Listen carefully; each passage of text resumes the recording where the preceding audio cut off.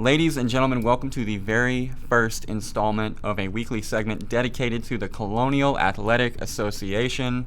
Feels good to say. Man, it does. We are fresh off of our CAA training camp road trip from Norfolk to Williamsburg to Richmond to Harrison.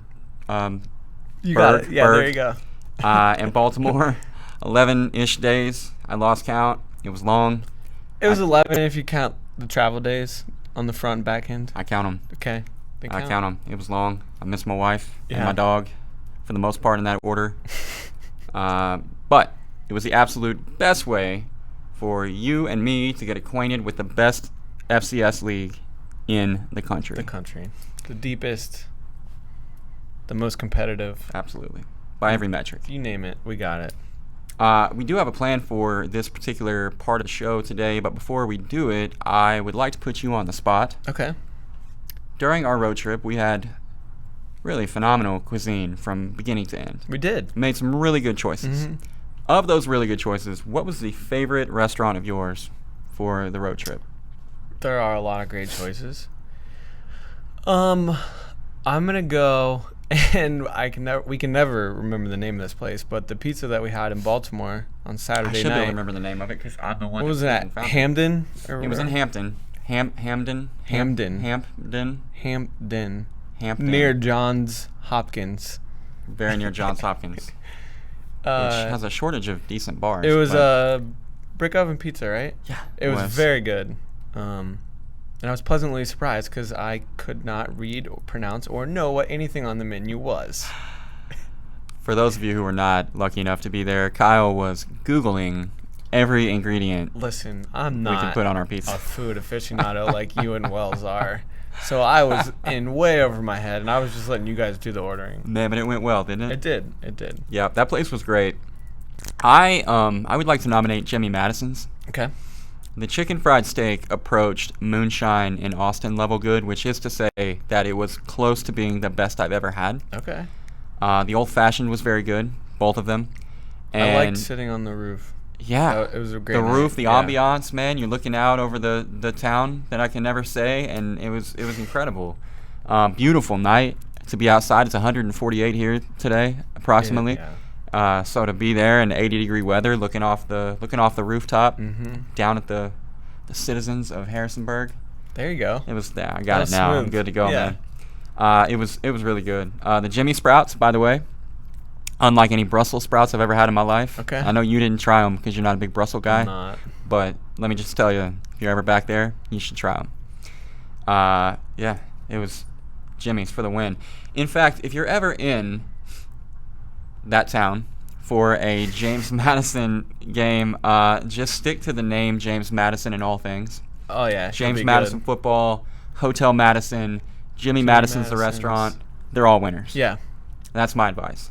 And actually, it's probably good advice for anyone not named North Dakota State because you would imagine that the road to Frisco, Texas very likely will go through the Shenandoah Valley. Yeah, great transition there. I thought so. I believe the road to Frisco goes through Harrisonburg, and it starts with the defense where there is a starter back at every single position. Is that good? That is good. Oh, okay. And it is really good when you have starters like Rashad Robinson, Rondell Carter, D'Angelo Amos, John Daka, Dimitri Holloway. I can go on and on and on. This is probably the best defense in the FCS and is better than the majority of FBS defenses. Shots fired. Ben DiNucci, Coach Cignetti named him the starter. JMU fans a little hot and cold on him, but when you look at his numbers, they were fantastic last year, and he's a true dual threat guy. He can beat you with his legs too, and then you have just a lot of weapons at wide receiver back. 3 guys that accounted for 1,800 yards and 15 scores a year ago.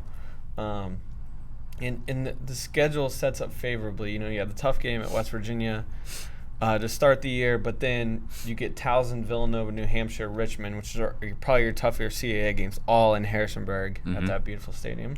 And then your toughest games at Elon and at Stony Brook are in back-to-back weeks. But I think it's a path that's manageable for JMU. Yeah, I mean, you pretty much said it all. All I would add is that Cignetti obviously the coaching tree is very well documented, but doing what he did at Elon, winning big there and probably bigger if he doesn't lose Davis Cheek last year. Absolutely. That's phenomenal. I mean, that speaks volumes in and of itself.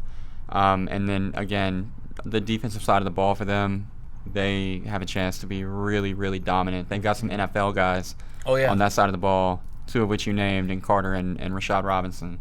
So, yeah, JMU seems to be the odds-on favorite to be the leader in the clubhouse, so to speak, out of the CAA, as everyone is aiming for Frisco.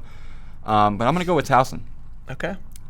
15 starters back, not 22, but 15 starters back from a team that hosted a first-round playoff game last year. Lindy's, if you're familiar with the preview magazine, has them ranked number 6, which is 5 spots ahead of JMU, which I thought was a bit curious. Yeah. So JMU's number 2 in the coaches poll, but they check in at number 11 in Lindy's preseason poll. So there's that. But I'm buying the hype on Towson. They have, again, 15 guys back, among them the 2018 Offensive Player of the Year and the one and the only Tom Flacco, not to be confused with Joe. And yes, he is elite. And you're talking about a guy who might be the most versatile back in the championship subdivision in Shane Simpson. Shane Leatherbury on the outside, Darian Street, the younger brother of Devin Street. So we got NFL brothers all over this team. We do. Question marks on defense, sure, but they're not without some, again, for lack of a better term, dudes on that side of the ball as well. Obviously, my man Tebow anchors the defensive line, who we quite enjoyed our conversation with. He was great, yeah.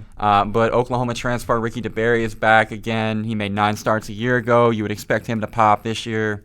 NC State transfer Troy Vincent, same kind of thing. He was kind of quiet last year. He showed flashes, had a fumble return for a touchdown. You would think that both of those guys would really kind of come into their own this year. And I'll tell you what, Terrell Gillette really stood out to me while we were there.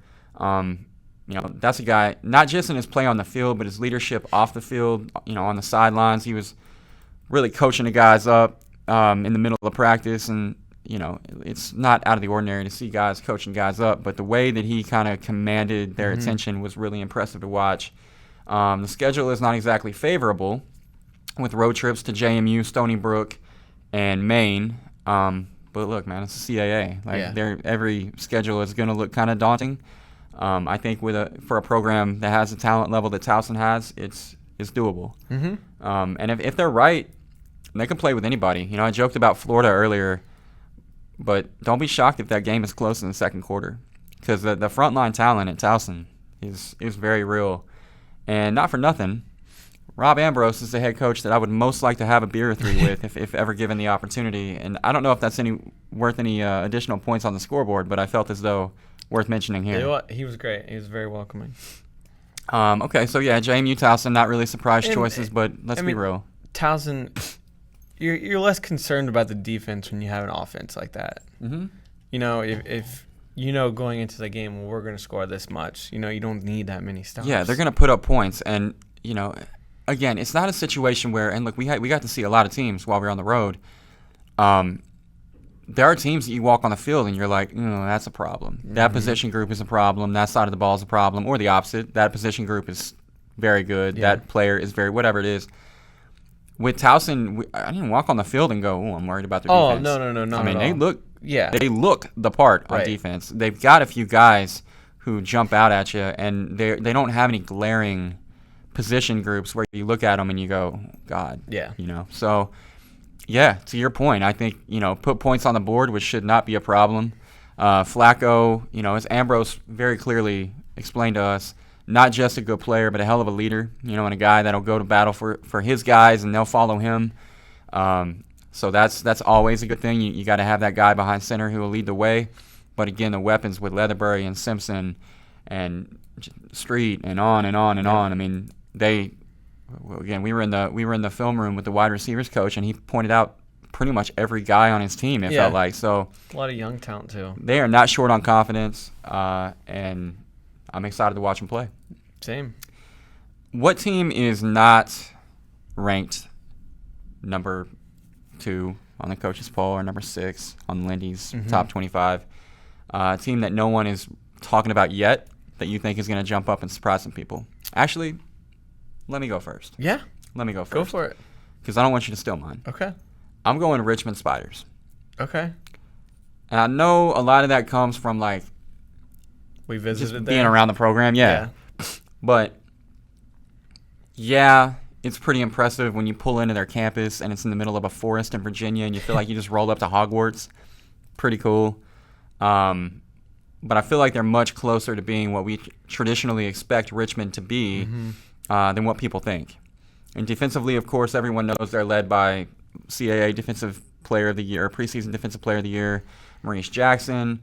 And I think there is an expectation for incremental improvement year over year for that unit, so that's fine. The offensive side of the ball is where I think people are sleeping on them a lot, though. And I think that there's a chance there for some real noticeable improvement, especially at wide receiver, where 2 graduate transfers, Charlie Fessler from Northwestern, Keaston Fuller from Duke, both those guys really flashed as being like legit difference makers in that offense.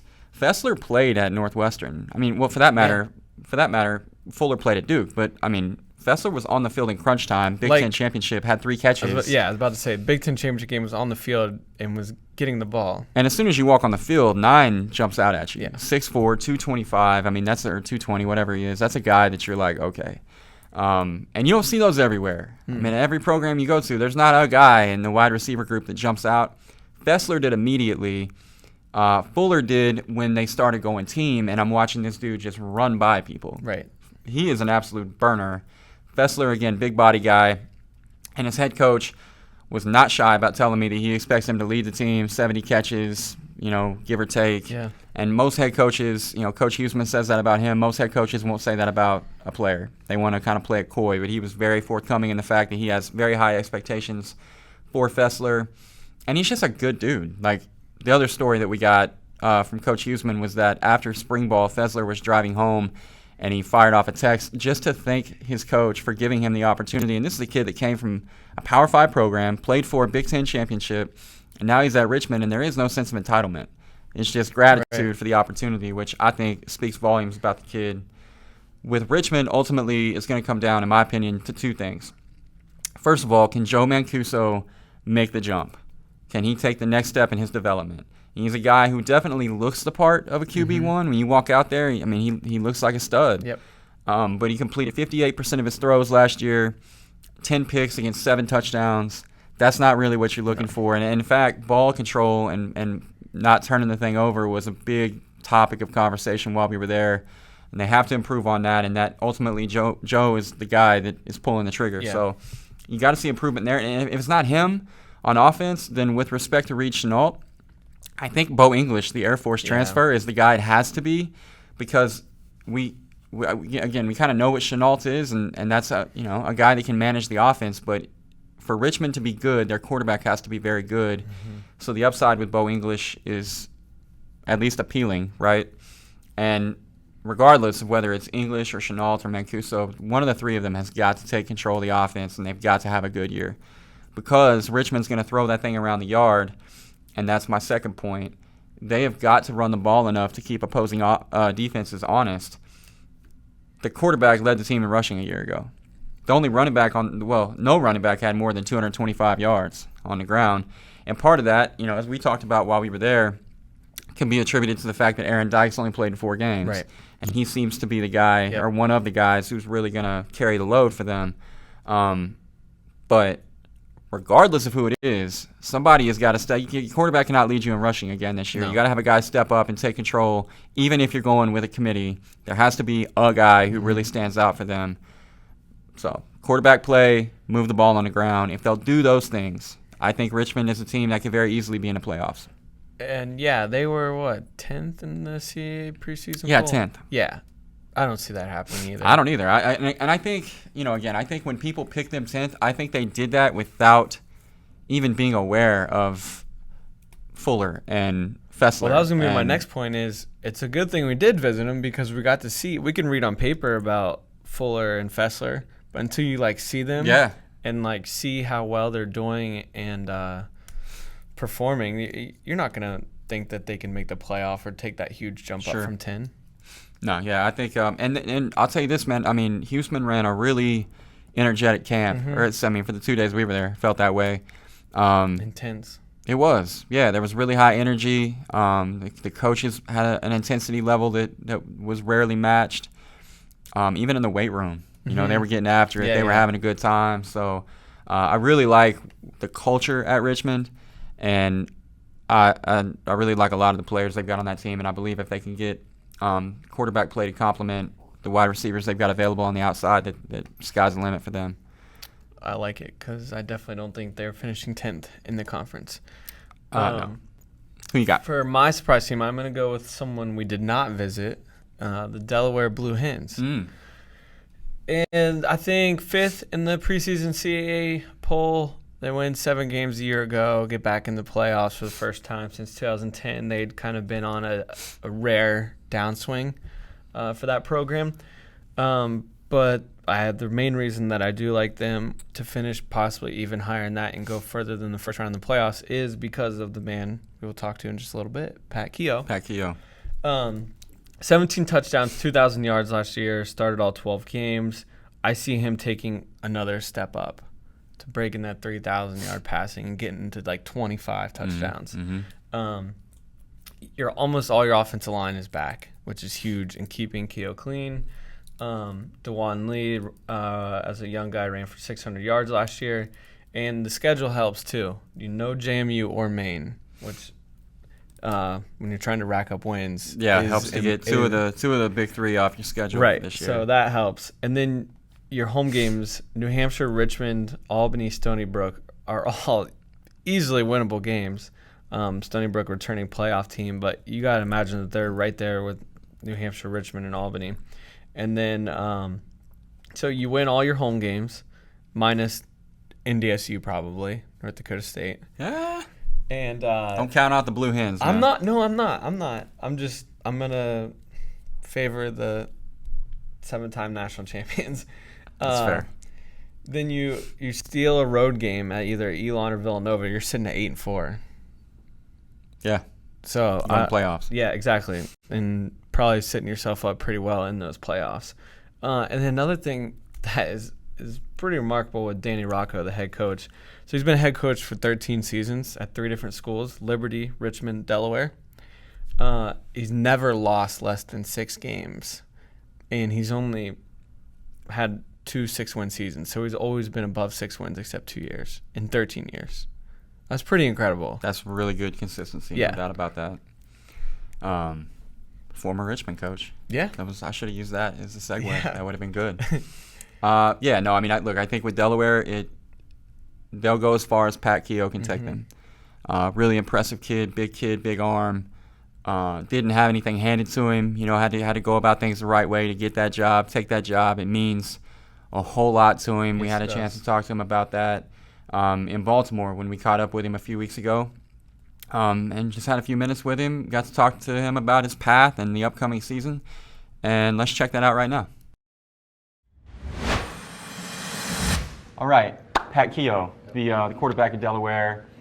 Look, man, I think that the best place for us to start here is really just to take it all the way back to kind of the beginning of your trajectory to this point. So high school, You go 32-4 as a starter. You throw for about 1 million yards, 95 touchdowns. You're 3-time All-League, first team All-New England as a senior. I know I'm leaving some stuff out, but the point is you were a star. And then you come to Delaware and you sit, and you sit, and you sit.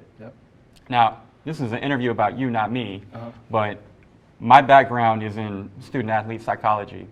And you, and that type of a case study is incredibly fascinating to me because you had to exercise such a level of patience, and the change in one experience to the other was stark. If you could take me through going from being a man in high school to having to wait your turn and be patient at Delaware and what that was like for you, I think that would be phenomenal. I view it as a big maturation process. Coming from high school, you say you want to call me a star or whatever, but I mean, I did what I... Look, man, 95 touchdowns, 7,800 yards. I mean, I was in the right system. I had a great supporting cast. If you look at the people I played with in high school that are now playing college football, I had a great supporting cast, but so it really wasn't all me. But coming from being the man in high school, you come to college and everybody that you're playing with was the man in high school. So, you really got to learn you got to work at a level that you've never done, because in order to achieve something that you've never done, you have to do things in preparation that you've never done. So I think those first 3 years were really something that, you know, I had to learn, and I needed to figure out what I needed to do to, you know, kind of get an edge on guys now.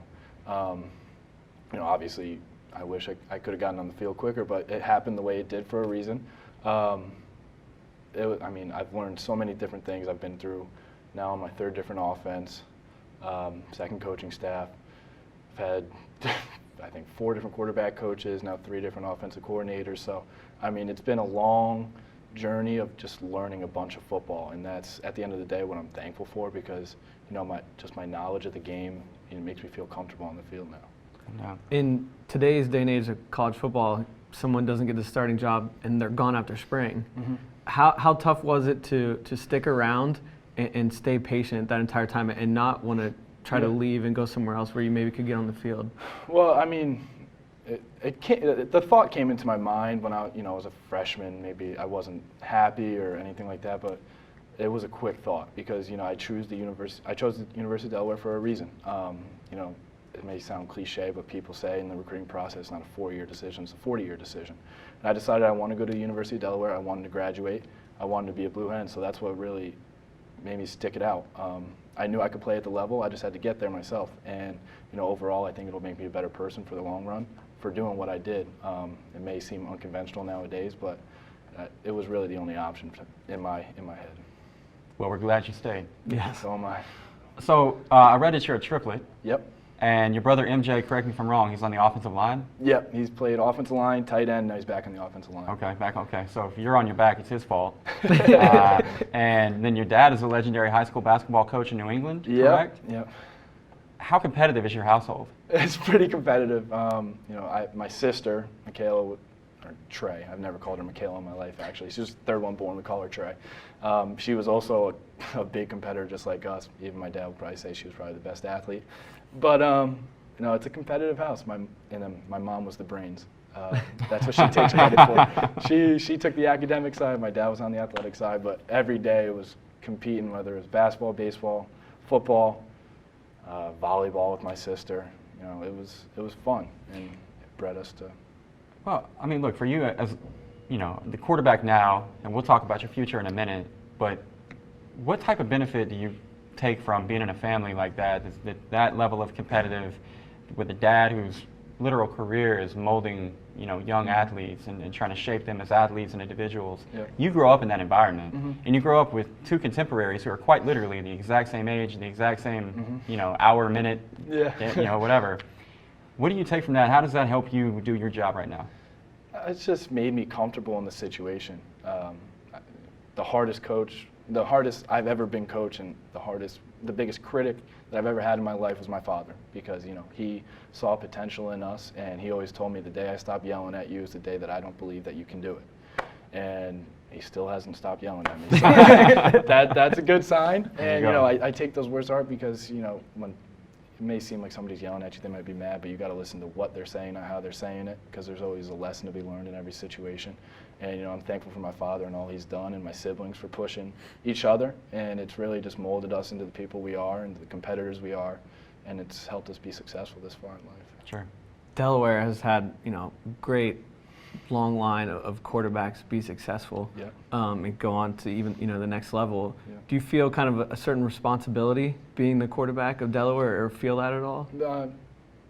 I know it's there. I try not to feel it, because, you know, that's just placing unnecessary stress on yourself. But I mean, it's something we talked about in the quarterback room.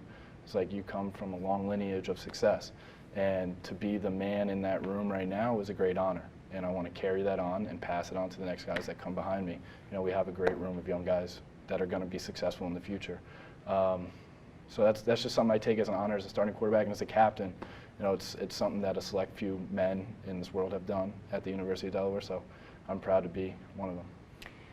2019, again, you're the captain of the ship, so to speak. What are the team goals for Delaware? What are your individual goals for this year? Well, most of my goals are all featured around the team, because, you know, I stayed at the university because I believe in this program. Our team goals is to win a CAA title and then compete in the playoffs for a national championship. So, you know, we want to go back to the FCS playoffs again for the 2nd year in a row. and then we want to compete in there and just, we want to try to make it to Frisco.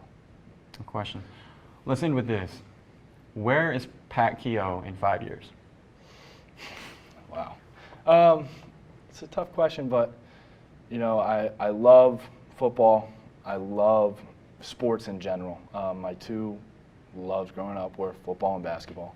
I didn't decide that I was going to play college football until going into my senior year. So I think in 5 years probably, if I'm fortunate to go to the next level, I'm going to give my all to that. But I'll probably be coaching once my football career is over, whether it's football or basketball or both. That's what I love. I love trying to help the youth that shares the same passion as me try to achieve their goals. Like, I've had great mentors in my life, and coaches do that for me. So that's kind of a passion I have and what I want to get into once my playing career is over. Well, before your playing career is over, man, we're really looking forward to watching you this season for Delaware. And, I mean, this partnership is one that we're thrilled about, and you're a huge reason why. So thanks very much for your time. Can't wait till this fall. Yeah, I'm excited. Thank you. Thanks, Pat. Thank you. And that was Pat Kehoe, again, really impressive guy. Yeah. Everybody we talked to at CAA Media Day was impressive. Some guys stood out, and Pat was one of those guys who, I would get in a huddle with. I'd run into a brick wall for. I think that he'll do a really good job of leading Delaware this year, and we're excited to watch him. Absolutely. Villanova opens the 2019 college football season. I know. A lot of talk about Florida and Miami, but Villanova opens the college football season at Colgate on Saturday at noon Eastern. The game is on CBS Sports if you're into that kind of thing. But we are 1 week away from week number 1 as opposed to week 0, which means Delaware State, Bryant, Stony Brook, live on FloFootball.com and the Flo Sports app on Thursday, August the 29th, followed by Sacred Heart and Maine on Friday, followed by William and Mary hosting Lafayette on Saturday. That will be the first 4 of 70. Oh, we got more? Jacksonville, Richmond on Thursday night as well. Oh, my gosh, my Spiders. Okay, we got on Thursday night, you said? Yeah. Triple header on Thursday night. So 5 games in the first 3 days of the season, and we got 65 more to go after that on Flo this year. So keep your eyes on FloFootball.com, not just for the live events, but for the daily CAA coverage as well. We're churning that stuff out pretty good right now. We've also got 3 all-access pieces with William and Mary, Richmond, and Towson. Yeah, so those will all be coming out between now and this time next week.